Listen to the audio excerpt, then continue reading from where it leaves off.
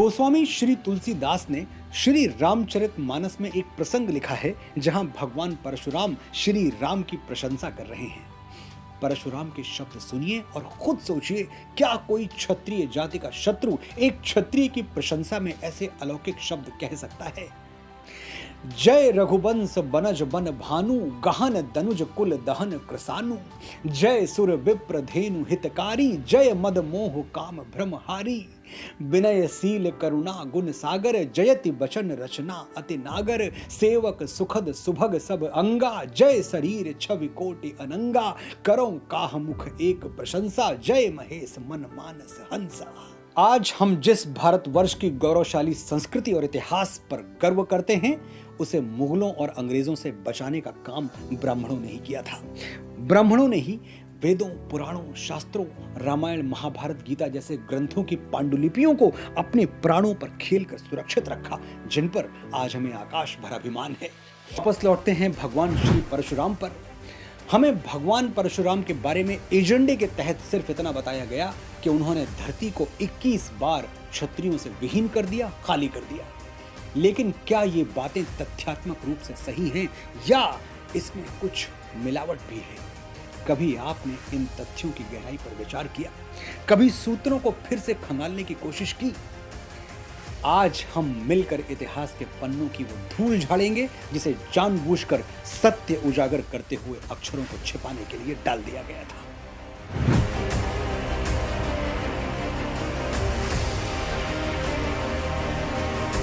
भगवान श्री विष्णु के छठे अवतार परशुराम महर्षि जमदग्नि और माता रेणुका के पुत्र हैं। महर्षि विश्वामित्र, महर्षि कश्यप और भगवान शंकर से शस्त्र और शास्त्र की विद्या प्राप्त करने वाले परशुराम जी को वरदान है कि वे कल्प के अंत तक रहेंगे, यानी वो आज भी जीवित हैं, सशरीर जीवित हैं। सतयुग में इनका अवतार दुष्टों और आतताइयों का नाश करने के लिए हुआ था, ताकि मानवता और सनातन मूल्यों की रक्षा हो सके। त्रेता युग में भगवान परशुराम ने श्री राम को अपनी सारी शक्तियां प्रदान कर दी थी और स्वयं महेंद्र पर्वत पर तपस्या करने चले गए थे।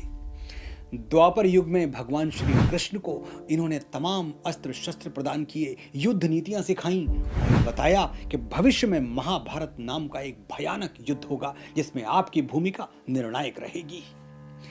पितामह भीष्म, आचार्य द्रोण और महारथी कर्ण जैसे वीर पराक्रमी भगवान परशुराम के ही शिष्य थे।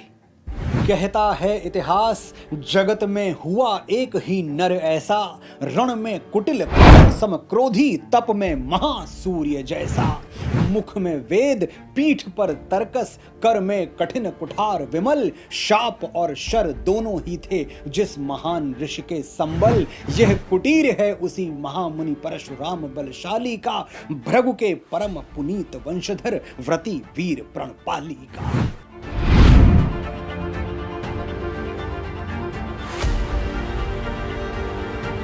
प्राचीन महिष्मती नगरी पर है वंशीय क्षत्रिय राजाओं का राज था और उनका सम्राट था अर्जुन।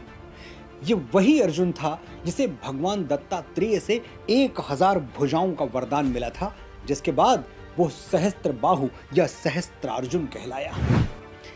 स्पाइडरमैन अंग्रेजी की एक बड़ी मशहूर फिल्म है। उसका एक संवाद मैं कभी भूल नहीं पाया।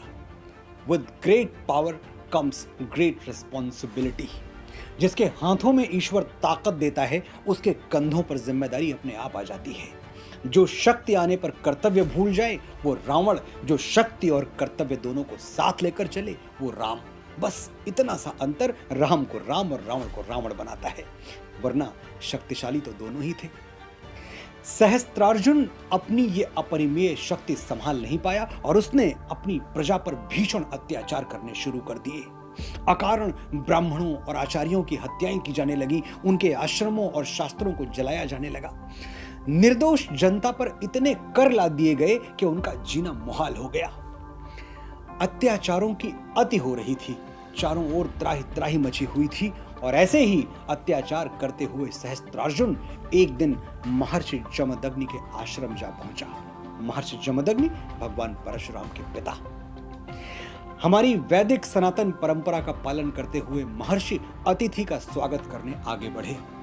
दुष्ट सहस्त्रार्जुन गरज उठा, मैं यहां तेरा आतिथ्य स्वीकार करने नहीं आया मूढ़ ब्राह्मण, मुझे तेरी गाय चाहिए, कामधेनु। महर्षि ने बड़ी विनम्रता से कहा, राजन, हमारे आश्रम के पालन पोषण का एकमात्र साधन है कामधेनु, इसे भी दे दिया तो मैं, मेरे शिष्य सब अकाल मृत्यु मारे जाएंगे, मुझे क्षमा करें।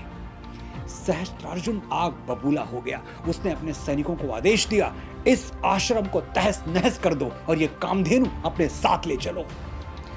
पल भर में पूरा आश्रम मटिया मेट कर दिया गया।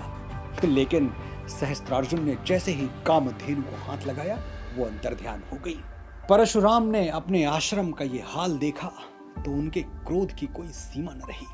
उन्होंने उसी क्षण भगवान शिव द्वारा प्रदान किया हुआ परशु यानी फरसा उठाया और प्रतिज्ञा ली, सहस्त्रार्जुन, तूने मेरे आश्रम को उजाड़ा है, मैं तुझे इस अपराध के लिए प्राण दंड दूंगा।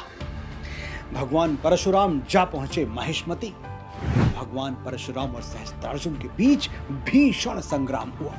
परशुराम ने पहले उसकी 1000 भुजाओं को काटकर उसे उसकी तुच्छता का आभास करवाया और फिर उसका सर धड़ से अलग कर दिया। महिष्मती से वापस आकर परशुराम ने फिर से नया आश्रम बनाया और तपस्या करने कैलाश गिरी श्रृंग पर चले गए। भगवान परशुराम ने सहस्त्रार्जुन को उसके अपराध का दंड जरूर दिया, लेकिन ना उसके किसी पुत्र को मारा और ना ही उसकी नगरी उजाड़ी। पर दुष्टता का वृक्ष तब तक फल देता रहता है जब तक उसकी जड़ें खोद के फेंक न दी जाएं। आचार्य चाणक्य ने कुश की जड़ में मट्ठा यूं ही नहीं डाला था। वो जानते थे ये कांटा फिर सर उठाएगा, फिर किसी के पांव में चुभेगा। एक दिन यही हुआ। सहस्त्रार्जुन के पुत्रों ने घात लगाकर तपस्यारत महर्षि जमदग्नि की हत्या कर दी। जब ये समाचार परशुराम को मिला तो पहले वो दुख से तड़प उठे, फिर क्रोध से दहक उठे। उन्होंने अपनी अंजुली में जल भरते हुए शपथ ली, जिन है वंशीय क्षत्रियों ने मेरे आश्रम को तहस नहस किया, मेरे निर्दोष पिता की हत्या की, उनके शरीर पर 21 घाव दिए, मैं उनके वंश का 21 बार सर्वनाश करूंगा। भगवान परशुराम ने संपूर्ण महिष्मती को सहस्त्रार्जुन के पूरे वंश सहित नष्ट कर दिया और वो भूमि अपने गुरु महर्षि कश्यप को दान कर दी। शास्त्र भी कहते हैं, शठे शाठ्यम समाचरेत, यानी दुष्ट के साथ दुष्टता का व्यवहार ही सही है। विनय न मानत जलध जड़, गए 3 दिन बीत, बोले राम सकोप तब, भय बिनु होय न प्रीत। यहां समझने वाली बात यह है कि भगवान परशुराम ने सिर्फ दुष्ट है वंशीय क्षत्रियों का संहार किया था, पूरी क्षत्रिय जाति का नहीं।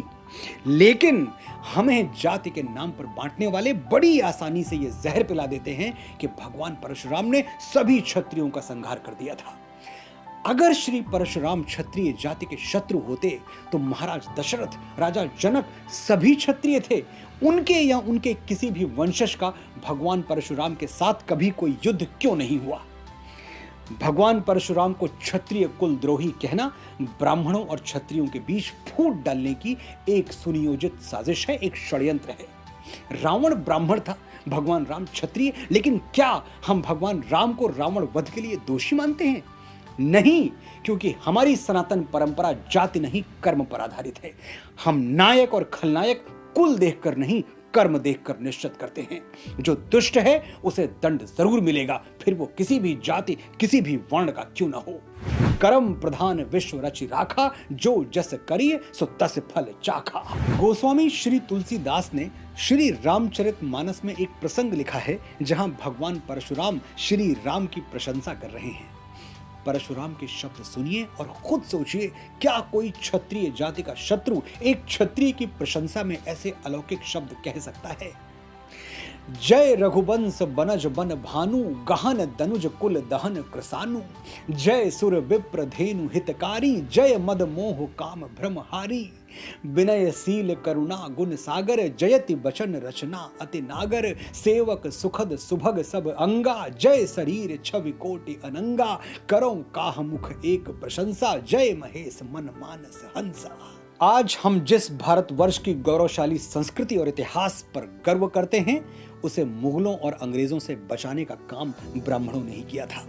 ब्राह्मणों ने ही वेदों, पुराणों, शास्त्रों, रामायण, महाभारत, गीता जैसे ग्रंथों की पांडुलिपियों को अपने प्राणों पर खेलकर सुरक्षित रखा, जिन पर आज हमें आकाश भर अभिमान है। ये ब्राह्मण ही थे जिन्होंने सबसे पहले सिकंदर के विरुद्ध विद्रोह किया था और ब्रह्मस्थल नगर की दिव्य भूमि पर बलिदान हो गए, लेकिन आतताइयों की सत्ता को कभी स्वीकार नहीं किया। वे चाणक्य ब्राह्मण ही थे जिन्होंने सबसे पहले अखंड भारत का स्वप्न देखा और उसे साकार करके दिखाया भी।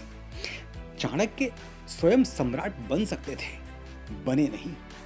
और पीछे मुड़कर देखिए, राजा दशरथ की मृत्यु के बाद राम लक्ष्मण वन में थे और भरत शत्रुघ्न ननिहाल में। ऐसे में बड़ी आसानी से महर्षि वशिष्ठ अयोध्या का राज्य हड़प सकते थे, लेकिन रामायण के 300 से भी ज्यादा प्रारूप हैं, क्या किसी एक में भी ऐसा वर्णन पढ़ने में आया है? इतिहास उठाकर देख लीजिए, ब्राह्मणों ने कभी सत्ता का मोह नहीं किया। हमारी प्राथमिकता सदैव महान सम्राट बनाने की रही है, बनने की नहीं। लेकिन फिर भी अगर मातृभूमि ने हमें राजत्व प्रदान किया तो हमने कभी उसके माथे पर कलंक नहीं लगने दिया। उठाकर देख लीजिए शुंग, कण्व और सातवाहन वंश का इतिहास। पढ़ लीजिए ब्राह्मण पेशवा बाजीराव बलाड़ के बारे में, जिन्हें राजपूत राजा छत्रसाल का एक पत्र भोजन करते समय मिला था। पत्र में लिखा था, जो गति ग्राह गजेंद्र की सो गति भई है आज, बाजी जात बुंदेल की बाजी राखो लाज। मगर मच्छ के मुंह में पांव फंसने पर जो हाल बलशाली हाथी का होता है, वही मेरी हालत है पेशवा। बुंदेल की बाजी हाथ से जाने वाली है। हे बाजीराव, आओ मेरी मातृभूमि को बचाओ, मेरी लाज रखो। पत्र पढ़ते ही बाजीराव भोजन छोड़ के उठ गए। किसी ने कहा, भोजन तो पूरा कर लीजिए। बाजीराव बोले, आज मैं समय से राजा छत्रसाल की मदद करने नहीं पहुंचा तो इतिहास कहेगा एक क्षत्रिय राजपूत ने मदद मांगी और एक बेपरवाह ब्राह्मण भोजन करता रह गया। महाराष्ट्र से बुंदेलखंड 10 दिन की दूरी पर था, लेकिन बाजीराव ने 500 घोड़ों के साथ ये यात्रा मात्र 48 घंटे में पूरी की, वो भी बिना रुके, बिना झुके। आतताही तुर्क फंगस खान की गर्दन उसके धड़ से उतारकर पेशवा बाजीराव ने बुंदेलखंड और राजा छत्रसाल को अभय प्रदान किया। राजा छत्रसाल ने ही कहा था, जग उपजे दो ब्राह्मण, परशु और बाजी राव, एक डाही रजपुतिया, एक डाही तुर्काव। दुनिया में 2 अभूतपूर्व ब्राह्मण हुए हैं, एक परशुराम जिन्होंने दुष्ट है क्षत्रियों का नाश किया, और दूसरे बाजीराव जिन्होंने क्रूर तुर्कों की गर्दनें उतार ली। ये है हमारा गौरव, हमारा स्वाभिमान, हमारी एकता, अखंडता और मातृभूमि के प्रति हमारी कृतज्ञता।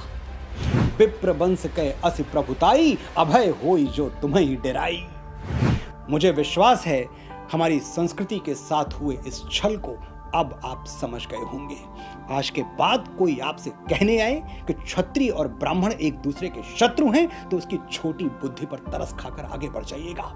सनातन अथाह सागर है और हम सब इसकी छोटी छोटी बूंदें।